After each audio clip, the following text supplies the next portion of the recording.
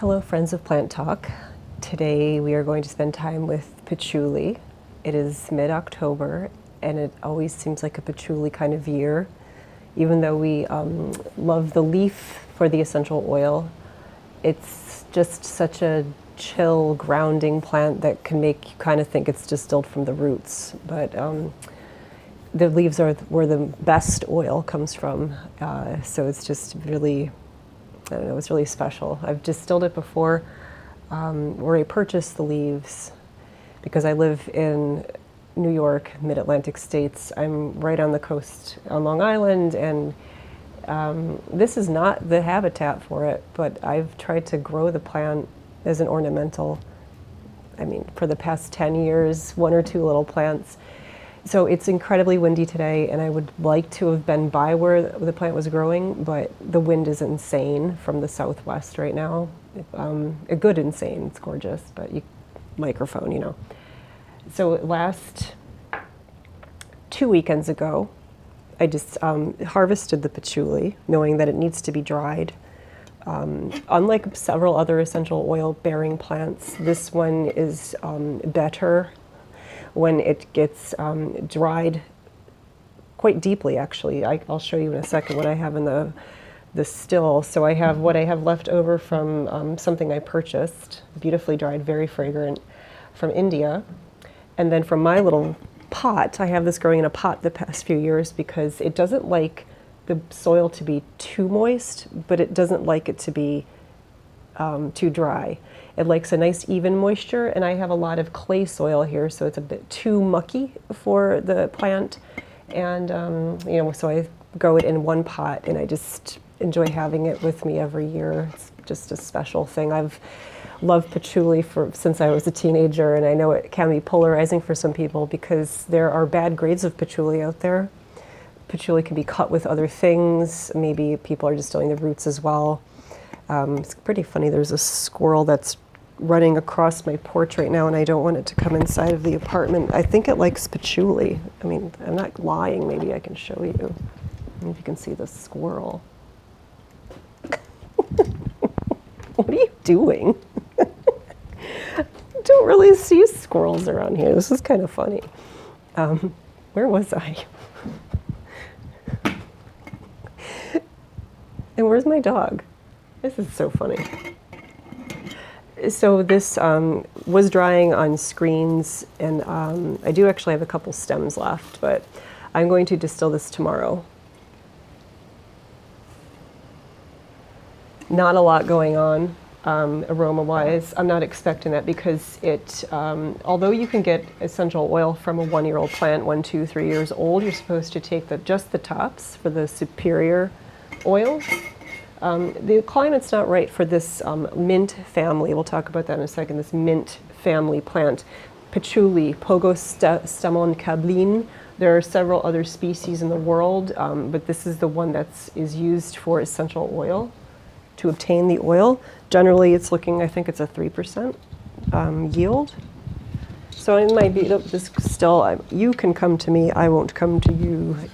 In this still, I have this gorgeous dried stuff from India.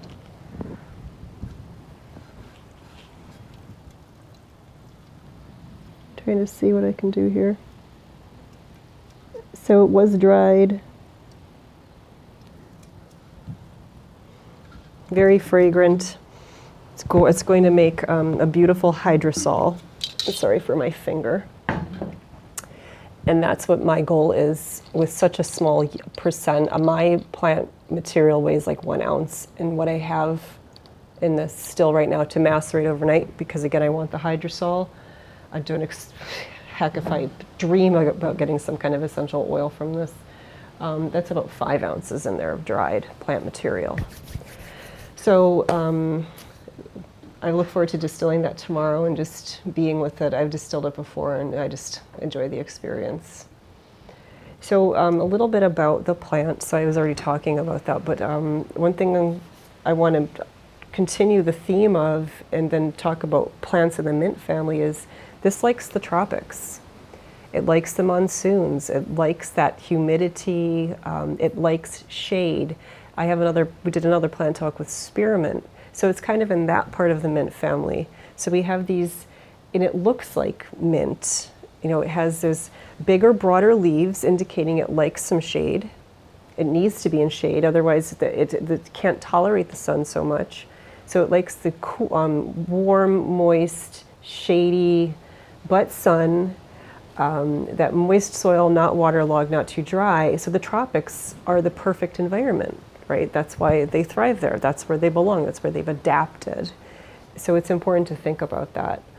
It likes, unlike some other plants that bear aromatics, which several do not like fertile soil, patchouli needs fertile soil. It yields a richer, dare I say, essential oil. It's a heavy feeder, you can say. That might also think about the tropics. You just have so much material that gets recycled on the floor of the forest or the tropics.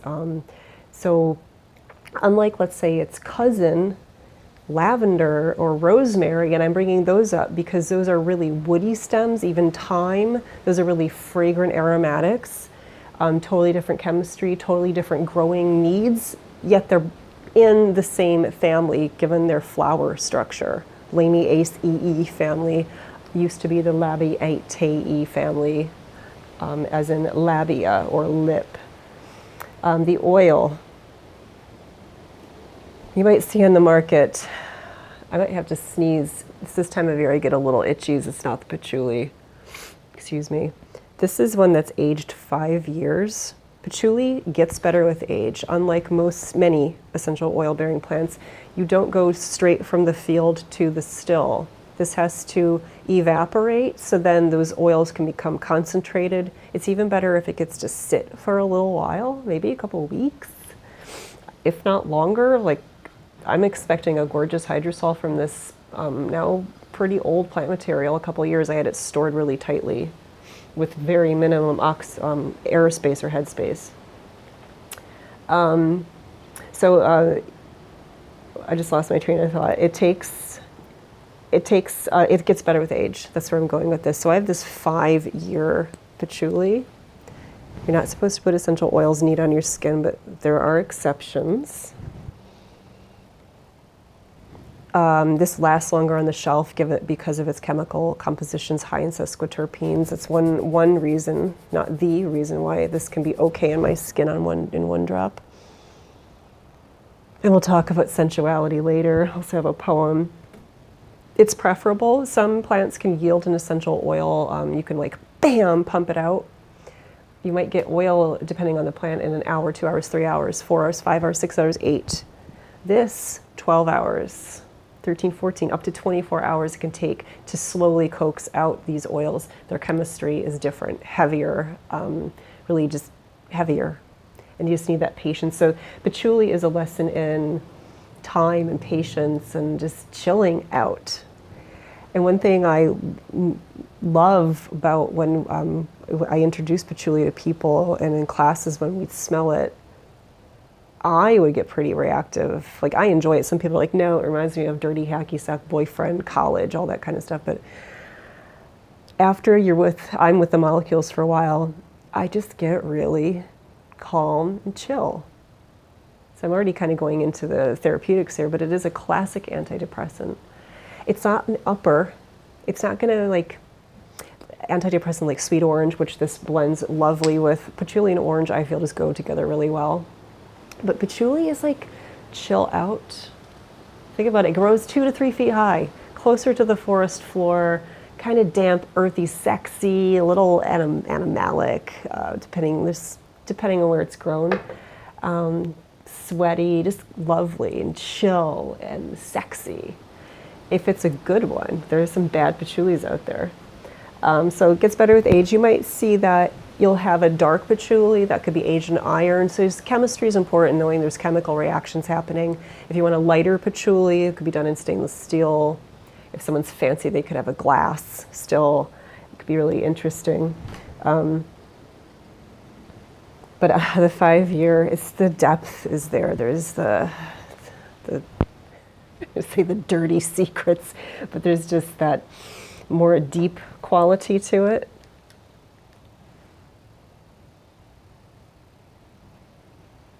Oh, this is like a light perfume. This is a younger one. I've had a couple. I don't have all my oils here. I mean, I have too many patchoulis, I think. Light. I didn't bring my scent strips.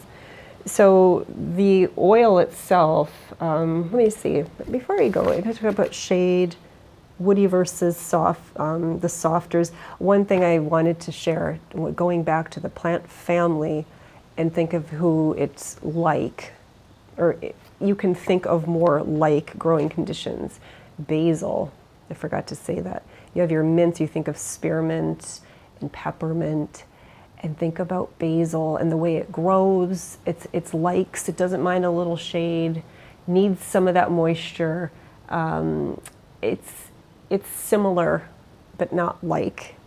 And it's just very fragrant, very aromatic, totally different chemistry. But when you think about the way the plants look, and basil has those round leaves, these leaves look like little serrated edges, kind of like a little heart-shaped shield. Really pretty. So fertile soil, mentioned the tropics, distillation time. I mean, some of this stuff you can look up in books, but it unfortunately, I was thinking about this, and many people have thought about this and acknowledge it. It's become this trope in a way of, because it's a great repellent as the actual leaf itself, it will be wrapped with textiles coming from warm, humid places, like carpets from India. And then folks from the 1800s at least, maybe earlier, but definitely 1800s, there is this association with the smell of patchouli from the Orient, to use those terms people used to use. So there's this like exotic kind of nature to patchouli back in the day. And then come along the 1960s and marijuana and this kind of aping or embracing, if you will, of other cultures, yoga, think about the Beatles in India. You have patchouli and the kind of classic, in comes the bad patchouli that you probably met in high school that people would wear. So there's this, I think, unfortunate association with patchouli because it can be adulterated, it can become very cheap if it's not from a good grower and distiller, if it's not good from a good purveyor. So it's just interesting. If you're listening to this, and I'm taking my time with this video, I encourage you to try to seek out some patchoulis that aren't mass market, I'd say, and go look for a specialist. I'll say the one that I was smelling is from Floricopia, or Floricopia, and then original Swiss there. But I get a lot of mine from Enfleurage in Manhattan. Let me see, I want to share the poems and just talk about some blending. And why not take time? I'm with patchouli. And the thing is, with my understanding with reading and then just experience with the stuff I have, it doesn't have an intense aroma until it is really dried. And some people say fermented, but it's not supposed to be slightly fermented. You don't want to introduce that moisture in there, which will introduce an aromatic quality that you don't want. I'm reminded of, this is just a memory thing and trying to associate. It's just really light, just like if I'm smelling the younger patchoulis. Just a light grassy quality. I can't place this, my perfumers, I need better perfumer language.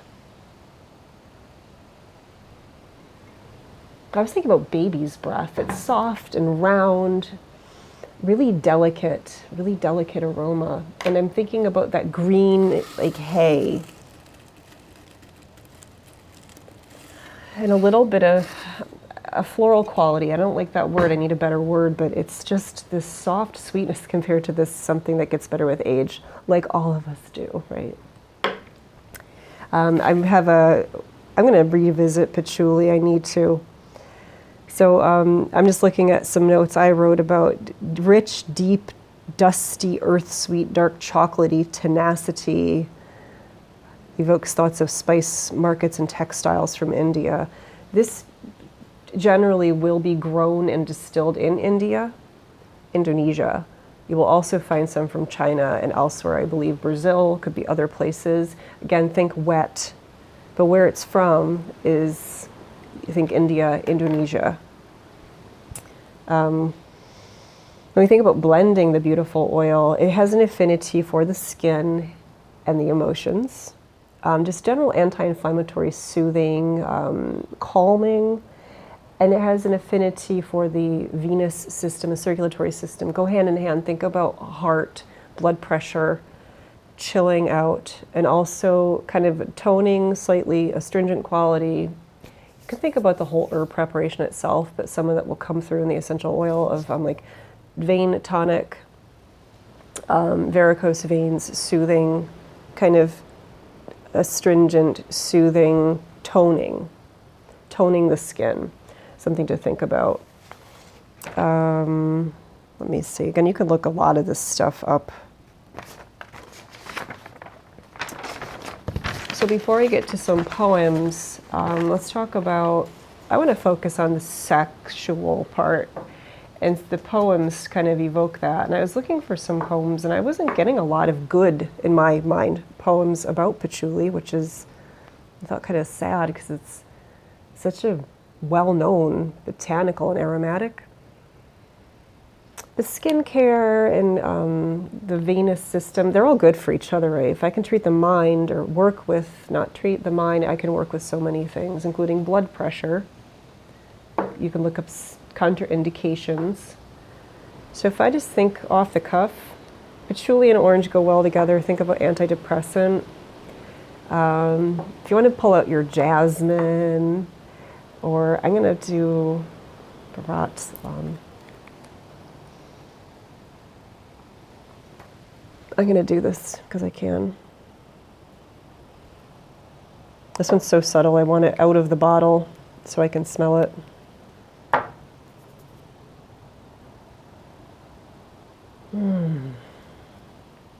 So patchouli, I have to go with the darker one because it's more pungent.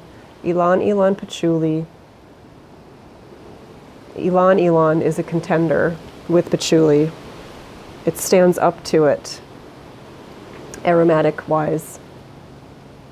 Rose, black pepper, and I think it will be nice as a blend right here for, and this would be great on the face. A little bit of that black pepper, very sensual, and why not some wild orange? Maybe a little cardamom. So think about this warming, like spicy,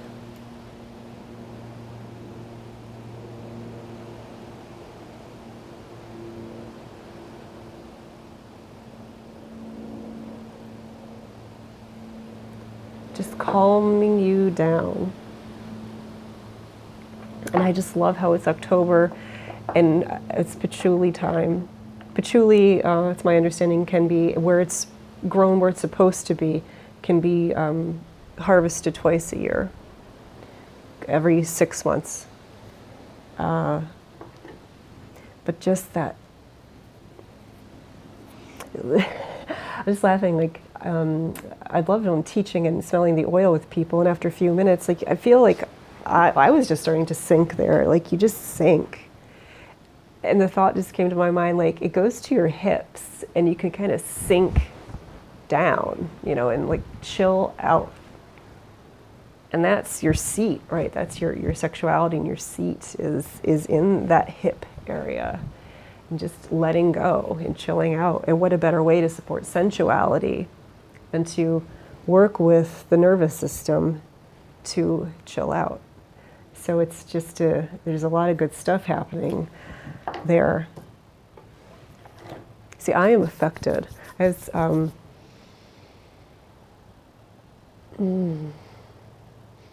that's that patchouli. There's just a musky animal kind of sweaty, but in a good way. Like a little green top note. Oh. Oh, I'm in heaven, pardon me. This is what happens when you spend time with patchouli. So I found a few poems, and I found two, excuse me. Let me put this on. I want to not have evaporation happen. Two poems. One's a recent one. One is from, the first one I'll read is from Lola Ridge, born in Dublin. This was written in around 1820. It's called Potpourri.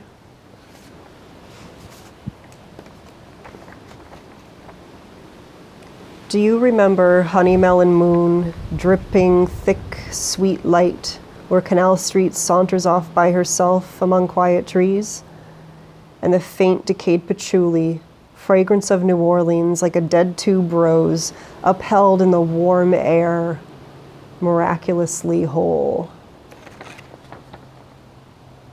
If that isn't sensual, I don't know what is. And I love how the poem conjures that the need of patchouli to be in that warm, moist climate.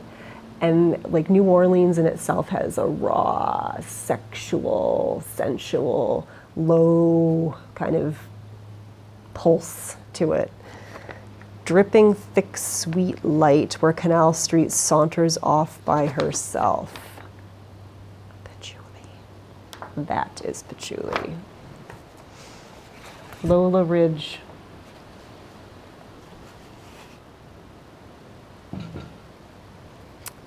Now this one, there's no irony here. This is about a person going off to deployment, a woman's husband going off to deployment. And I always wear, I have several of these, so there's really no intention of having this on when I was reading this, but I think that's kind of funny. So this is called a long deployment. And this, if you think about that sensual nature and the longing nature of patchouli, just like dripping thick sweet light where Canal Street saunters off by herself, like longing, that's longing. So this is by 2013, so a recent poem by Jeanne Dubrow. Jeanne, I think that's how you pronounce her name, Jehanne, Dubrow.